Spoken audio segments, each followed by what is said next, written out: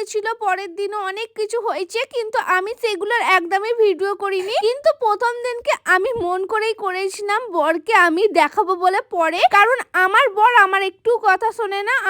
আমার বর কারোই কথা শোনে না, যেটা মনে আসে সেটাই করে। আর আমি বলেছিলাম বাইকে করে পাহাড়ে আসবো না, আমি একদম আসতে চাই না, কিন্তু আমার বরের স্কুটি আর বাইক অনেক পছন্দ, তাই আমাকে জোর করে প্ল্যান করেছে স্কুটি করে দার্জিলিং ঘুরবে। আগেও অনেক পাহাড়ে ঘুরেছি, কিন্তু পাহাড়ে একটু গাড়ি ফাড়ি চালালে না ভয়ই লাগে। আগেও অনেকবার অনেক কিছু হয়েছে, কিন্তু আমরা কাউকে কিছু বলিনি, এইবারেও কাউকে বলতাম না। কিন্তু এত ব্লাড বেরিয়েছে, আমরা ভেবেছি হয়তো পড়ে গেছে, তার কারণেই হয়েছে। বরকে পরেই ভিডিওগুলো দেখিয়ে ভয় দেখাবো যে আর পাহাড়ে গাড়ি নিয়ে আর যাবোই না, তাই জন্য এই ভিডিওটা করেছিলাম। ওকে বলেই দেখো তোমাকে পরে দেখাবো। আর এত রক্ত দেখে আমার বরের মুখের অবস্থাও খারাপ হয়ে গেছে, আর রক্তটা বেরোনোর কারণও আছে। তো ব্লাড টেস্ট সবকিছু টেস্ট করার পরে বুঝতে পারলাম যে ওর না একটা শিরাতে লেগেছিল, যার কারণে রক্ত থামছিল না, প্রচন্ড রক্ত বেরিয়েছে শিরা থেকে।